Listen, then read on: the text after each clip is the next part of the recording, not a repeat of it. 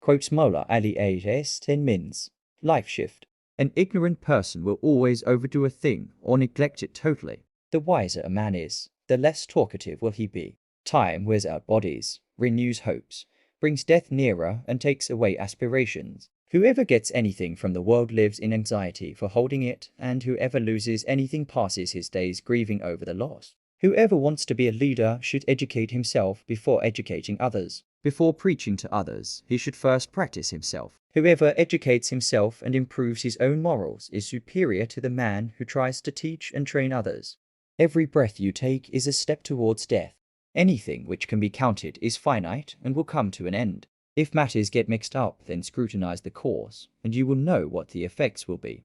Acquire wisdom and truth from whomever you can, because even an apostate can have them.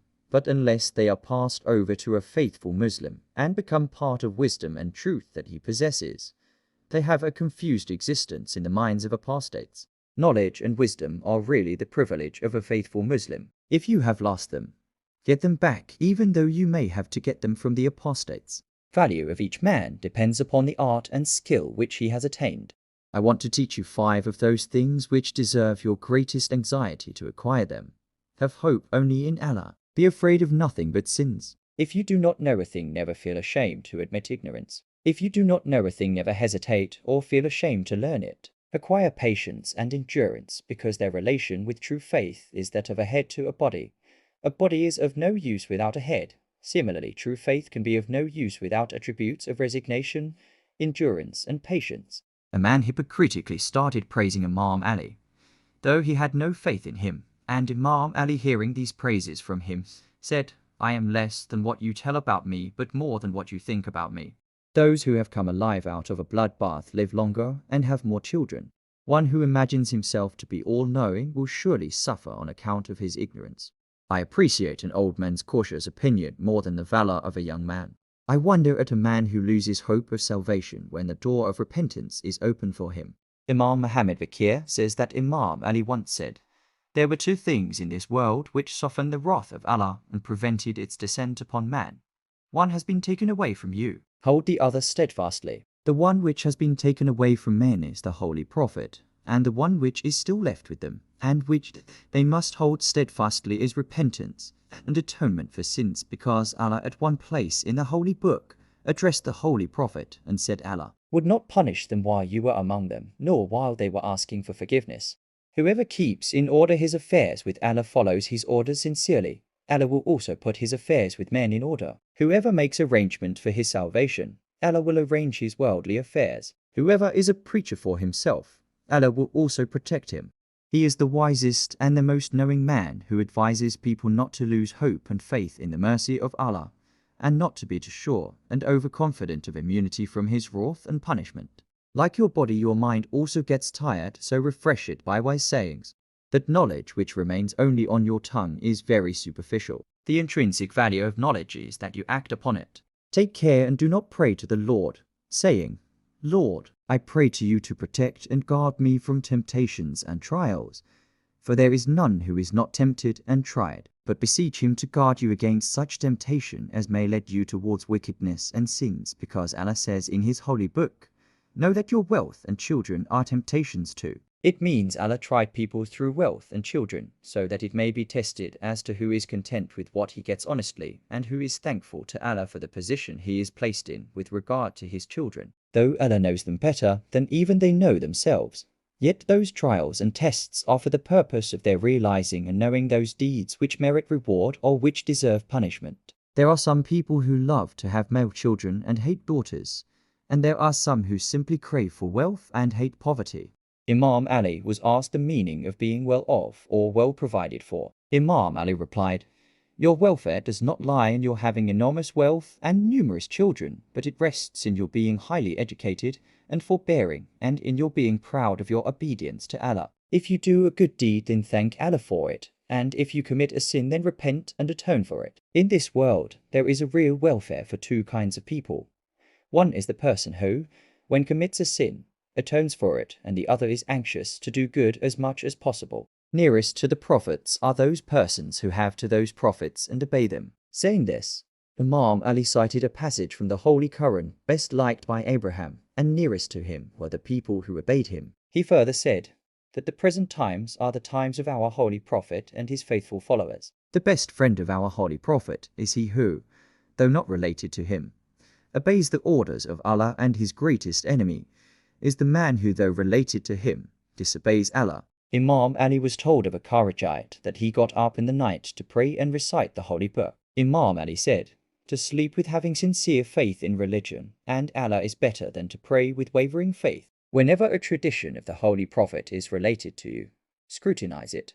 Do not be satisfied with mere verbatim repetition of the same, because there are many people who repeat the words containing knowledge, but only few ponder over them and try to fully grasp the meaning they convey. Imam Ali heard somebody reciting the passage of the Holy Quran, "We belong to Allah, and our return is towards Him."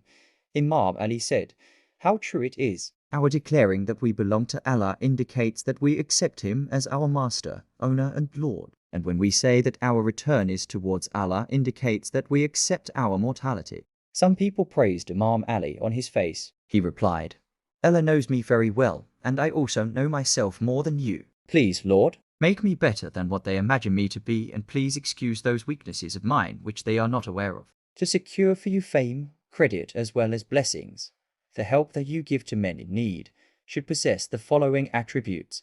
Whatever its extent, it should be considered by you as trifling, so that it may be granted a high status. It should be given secretly. Allah will manifest it, and it must be given immediately so that it becomes pleasant. Your society will pass through a period when cunning and crafty intriguers will be favored by status, when profligates will be considered as well-bred, well-behaved and elegant elites of the society, when just and honest persons will be considered as weaklings, when charity will be considered as a loss to wealth and property, when support and help to each other will be considered as favor and benevolence, and when prayers and worship to Allah will be taken up for the sake of show, to gain popularity and higher status. At such times, regimes will be run under the advice of women, and the youngsters will be the rulers and counselors of the state.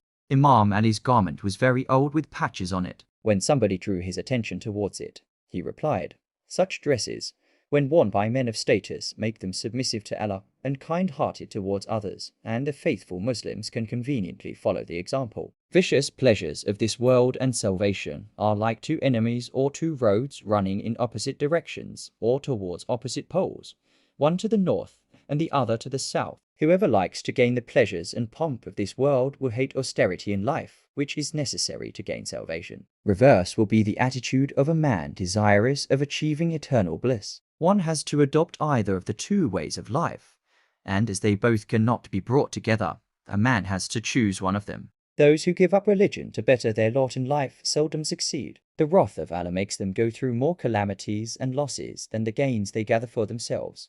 There are many educated people who have ruined their future on account of their ignorance of religion. Their knowledge did not prove of any avail to them. We, albeit chosen descendants of the Holy Prophet, hold such central and balancing position in religion that those who are deficient in understanding and acting upon its principles will have to come to us for reformation, and those who are overdoing it have got to learn moderation from us. A divine rule can be established only by a man who, where justice and equity are required, neither feels deficient nor weak, and who is not greedy and avaricious. Suhail bin Hunayf Ansari was a favorite companion of Imam Ali. At the time of Imam Ali's return from Siffin, he died at Kufa of the wounds sustained in the battle. His death left Imam Ali very sad, and he said, "Even if a mountain loves me, it will be crushed into bits. It means people are tested with my love, and to prove it they have to pass through loss and calamities. Anyone who loves as Ahlul Bayt must be ready to face a life of austerity." When a community is composed of honest, sober and virtuous people, you're forming a bad opinion about any one of its members, when nothing wicked has been seen of him, is a great injustice to him. On the contrary, in a corrupt society, to form good opinion of any one of them and to trust him is to harm yourself. When somebody asked Imam Ali as to how he was getting on, he replied, "What do you want to know about a person whose life is leading him towards ultimate death, whose health is the first stage towards illness, and whom society has forced out of his retreat? There are many persons whom constant grants of his bounties turn them wicked, and fit for his punishment, And there are many more who have become vain and self-deceptive, because the merciful Allah has not exposed their weaknesses and vices to the world, and the people speak highly about them. All this is an opportunity. No trial of the Lord is more severe than the time He allows in which either you may repent or get deeper into vices. Two kinds of people will be damned on my account: those who form exaggerated opinion about me, and those who underestimate me because they hate me.